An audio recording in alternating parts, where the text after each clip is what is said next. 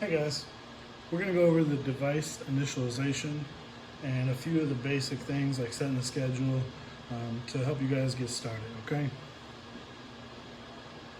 So I've already installed the hard drive, and this will be the first screen that pops up, device initialization. So first we're going to pick our location. So if we scroll down, it's going to be United States, which switches it to English, and NTSC, which we want. So we're going to hit next. Time zone, you're the same as us, -5 Eastern time down at the bottom. And then you'll set the date and time.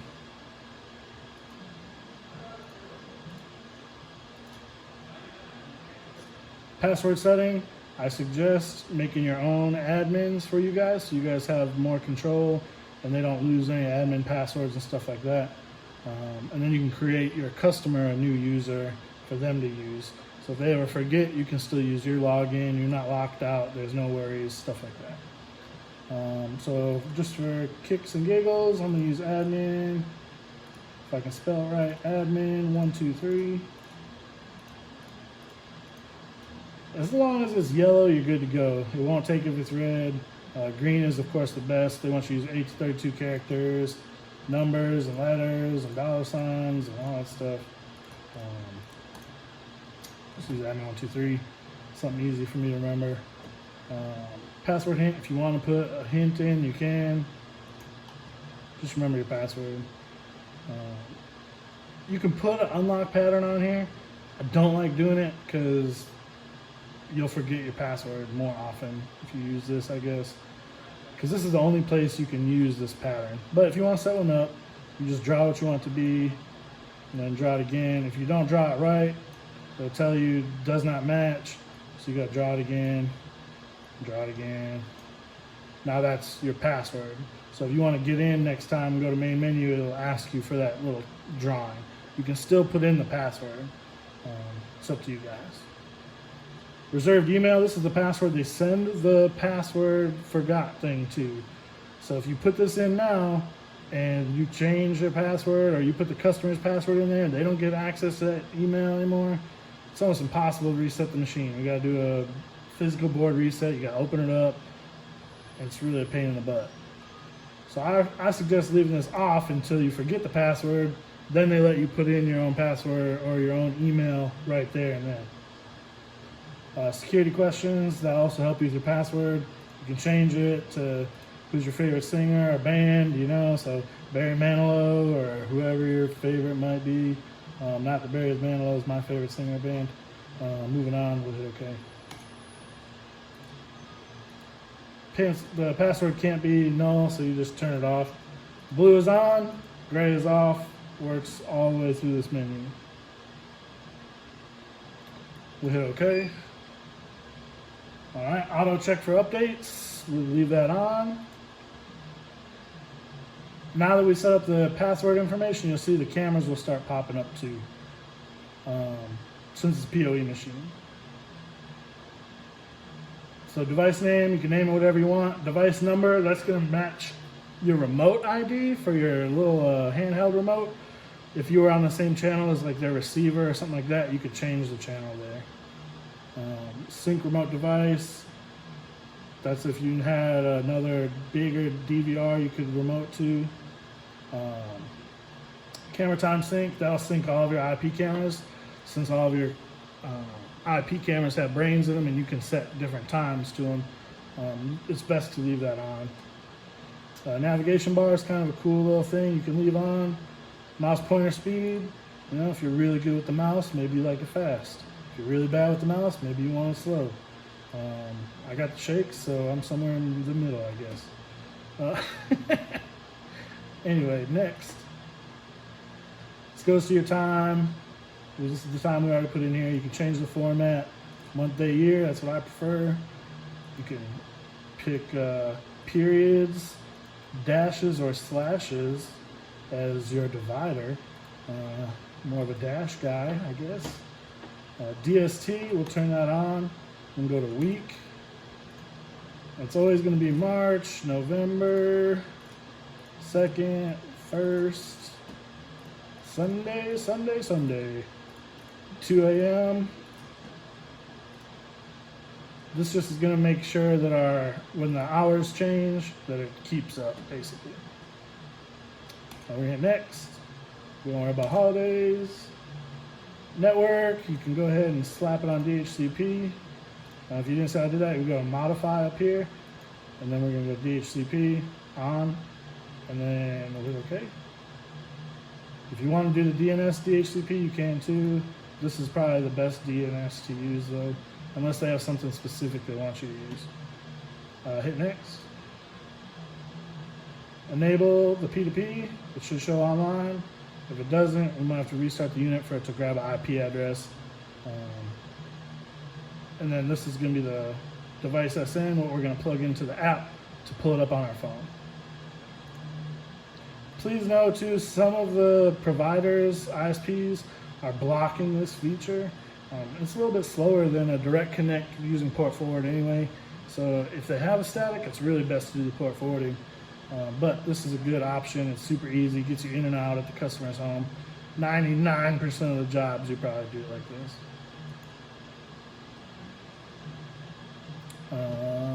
This is where you can add more cameras if you want to. Say we had a different switch or other cameras that we weren't utilizing in the back of the PoE.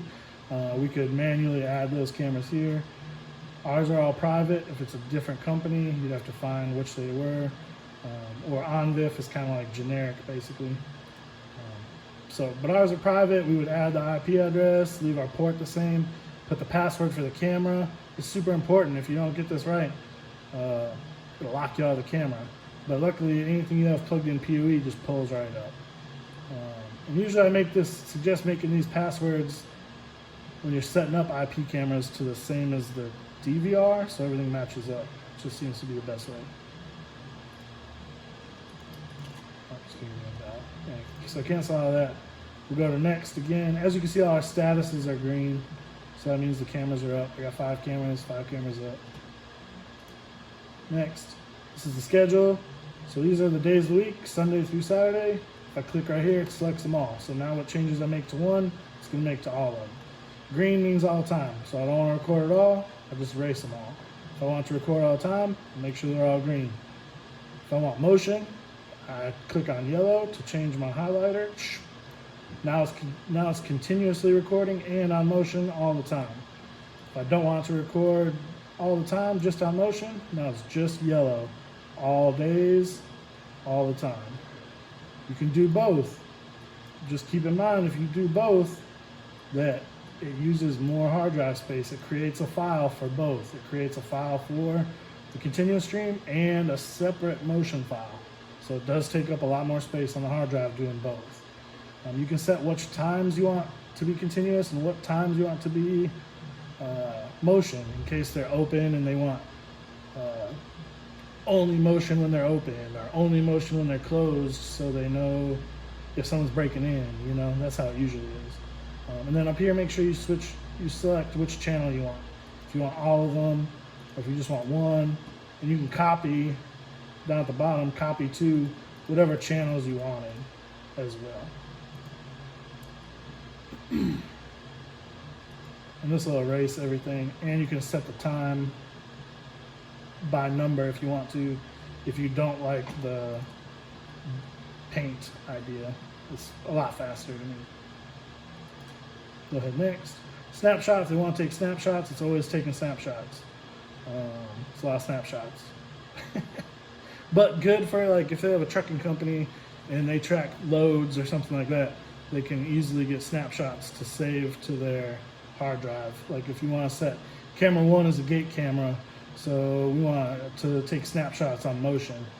So that way every time a car pulled up, it would take a snapshot of that person or that car or that license plate or the writing on the side of the truck number or whatever they needed, basically. Thank you for purchasing our product. So we're basically done with the main setup. You can see I got my cameras up. If I right click, it brings up my kind of control menu. I can select which 4 I want to show, things like that. The first thing I want to do too is Show you, just go to the main menu. It'll ask you for your password. If I log out, it'll show that drawing thing again. Now I can either draw my picture and let me in. If you mess it up, it'll say wrong, or you can hit switch user and then log in. So main menu, put in my J, now I'm in the main menu. Search is gonna be where their video is. So on the upper right hand corner, you have the white dot days are days with recording. And you can see down at the bottom here, it changes my playback availability by what I've picked. So if I pick Thursday, you can see down here, this is 0 to 24. So this is my day. I pick which cameras I want here. I just want 2 cameras. This is camera 1, this is camera 2. So it plays synced. You can play them unsynced too if you want to. But double click makes it big. Fast forward. Whatever you want to do is down here. If you have a USB plugged into the back, you can take snapshots. So if someone's right here, oh, who's that? Bam. Take a snapshot. It says no backup device because I don't have them plugged up. They'll take that snapshot and just send it right to the USB. So you can send it, give it to the police or whatever you need to do. So people can print them out and hang them up like this person was in here stealing, or I've seen a lot of uses for it.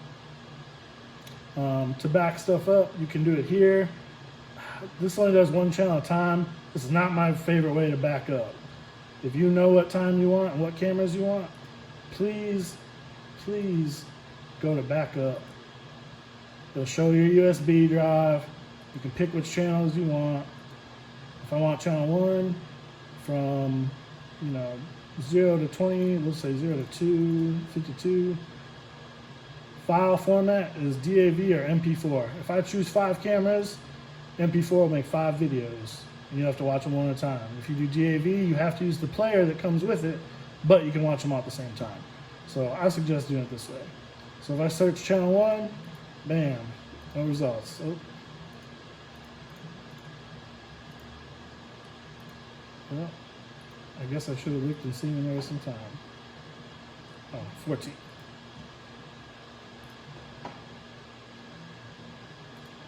So if I do 14, so 15.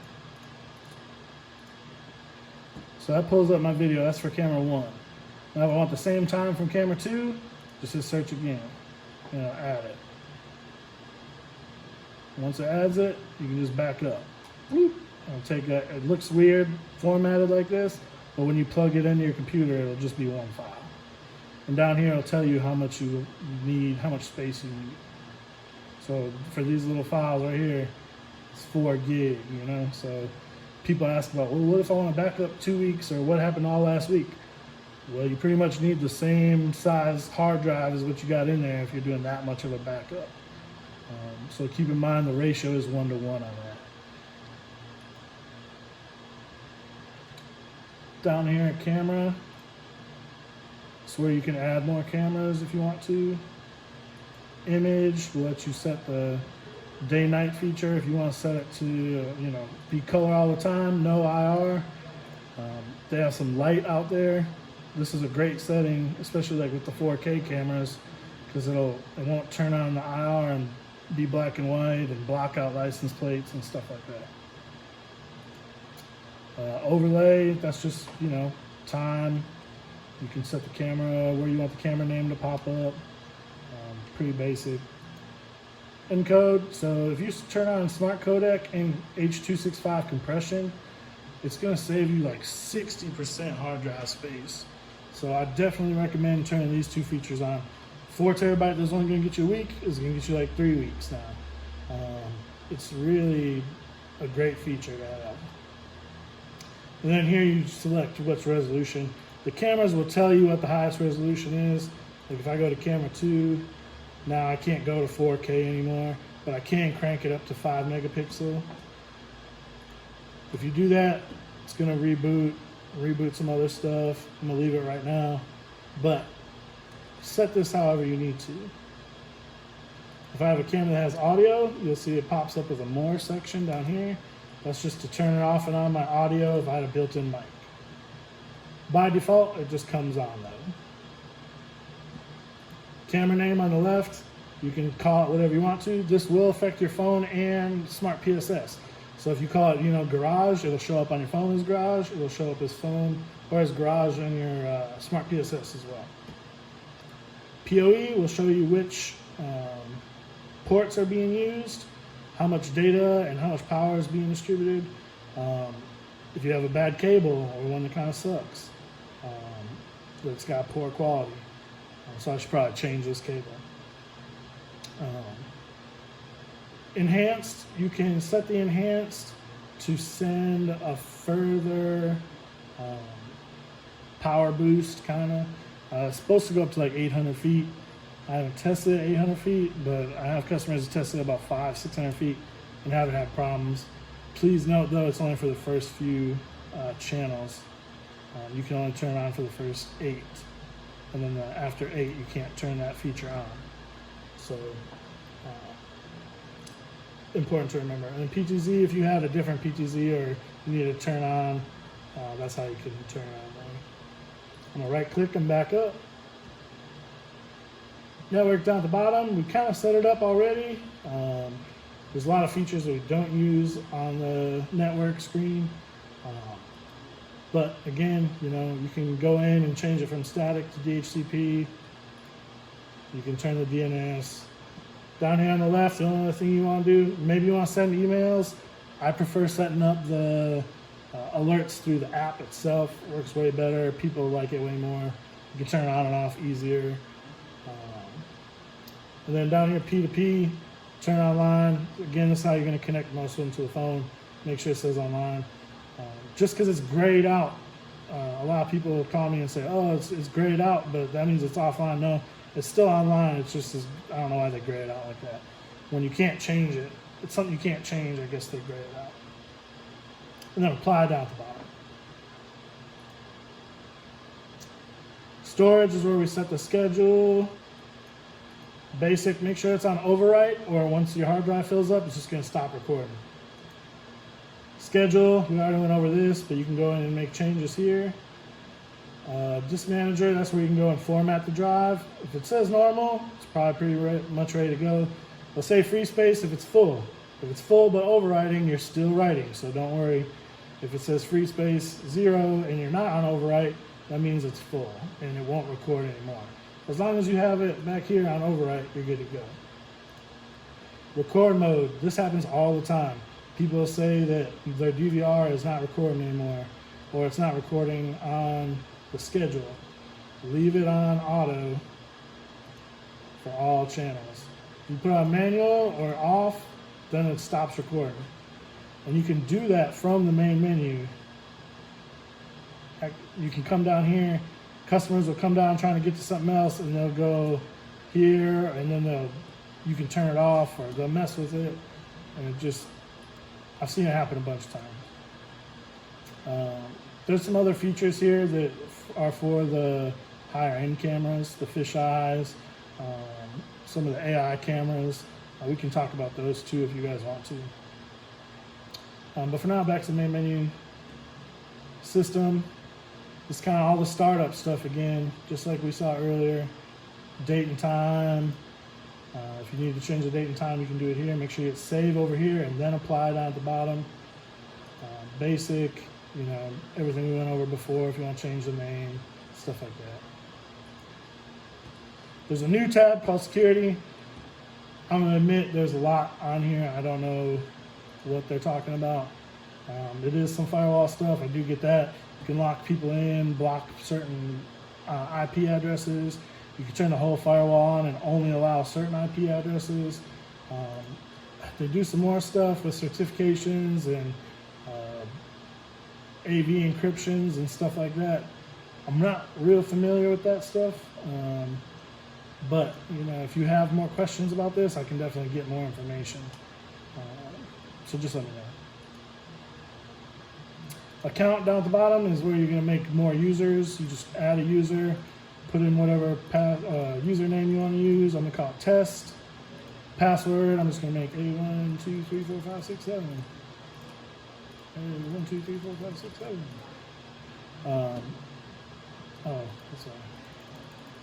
Don't confirm the password in the remarks box. Make sure you confirm it over here. We all make mistakes. Anyway, so then you can pick admin or user.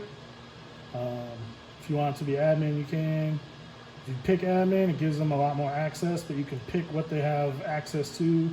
Like if you don't want them to be able to look stuff up or change the network stuff, you just select what you want them to have access to. In the same way, you can block cameras. So you don't want to be able to see camera 3, that's the office camera. Turn it off on search, turn it off on live. Now when they use their login, they will never see those 2 cameras. It's like it won't exist. Sneaky, sneaky. No, I'm just kidding. So we're going to add that user. We hit OK. Now we can see it's a normal user, and we're good to go.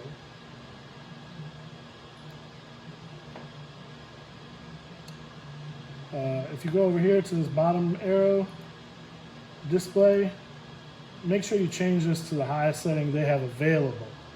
Don't just switch it. This is 4K. If they don't have a 4K TV, don't turn to 4K or you have to hard reset the whole machine. Start at 1080, but if you do this and hit apply, it'll reboot and everything will look a lot clearer.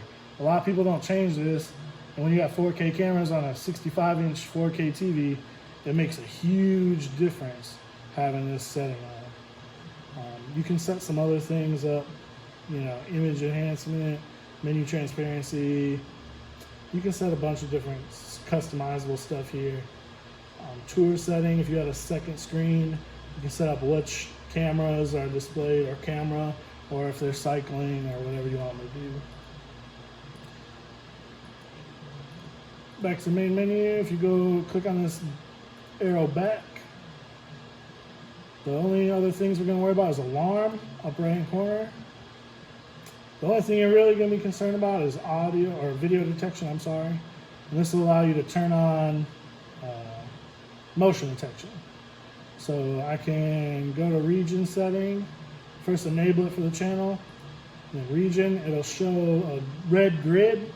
Now the red grid is where it's active. So if I unmask this section here, we could pretend there was a big fan or a tree move in, and maybe there's a road right here where cars drive by.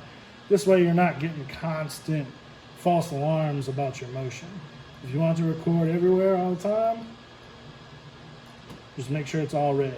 You can set up different zones too if you want to do different sensitivities for the background area as opposed to the foreground and things like that. It's pretty cool. You can just set the record channel, make sure that's on the same channel as the actual channel. So if you go to setting, just make sure it's on channel 1. Buzzer, you can make the DVR go beep every time there's motion. Super annoying, but some shop owners like it. That's all you really have to change here. AI, there's some cool functionality. I want to go over this in the meeting with you guys. So if you have questions, I can handle it live because there's a lot of different aspects to this. But this is where you'll find things like face recognition, human detection, vehicle detection, people counting. We can make a whole 2-hour video about this part, which I'm not opposed to doing if that's what you guys want to do. But anyway, that pretty much takes you all the way through it. I really can't think of anything to make it easier. We try to leave them pretty much plug and play from when they leave here. But it's important for you guys to know stuff when you're factory defaulting. That's cool too. Main menu, maintain. You can go to manager, and that'll let you do updates and set factory defaults too. I forgot to take you there. System log to show you who's logged in on the network, and the system info will give you the build date and the system version. I might call and ask you for these, or when I'm on tech support, call to make sure you have the newest version, everything. It'll show you how much bandwidth being used, core temperature, stuff like that, fan speed. It's pretty cool. If you guys have any questions, just let me know, and we'll get together soon If you go up here to this corner, I'm sorry, you can log out, reboot, shut down, whatever you want to do, rather than just hitting the back of the machine and turning it off. Up here are your barcodes, so if you need to add somebody's phone real quick, you can take that picture. Right click goes backwards, left click goes forwards. If you have a motorized lens zoom, you can go to PTZ control, zoom in and out. Should autofocus. You can click on this and move out of the way if you need to. Not bad. Change your cameras. Pretty much it. Again, thanks guys. If you have any problems or questions, just give me a shout.